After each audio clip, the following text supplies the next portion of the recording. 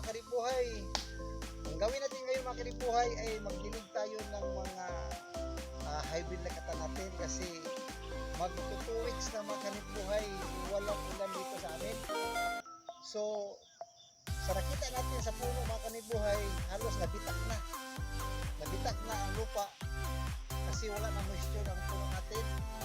Sigurado after siguro another naman na 1 week siguro mapatay na siguro yung sa atin natin mga kanibuhay. So gawin natin mga kanibuhay, parang maging healthy siya, dapat natin siyang alalayan, kailangan siya ng tubig. So magdilig na tayo mga karibuhay para malutas natin ang problema natin sa ating maliit na plantation mga karibuhay. Dapat mga karibuhay, pag magdilig kayo,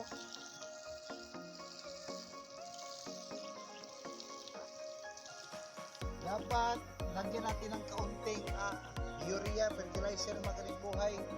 Yung bawat isang lata nito mga karibuhay, dapat kalahati lang ng sardinas mga kanibuhay na urea, para sa urea mga kanibuhay ay isang uri ng inorganic fertilizers na mataas sa nitrogen mga kanibuhay.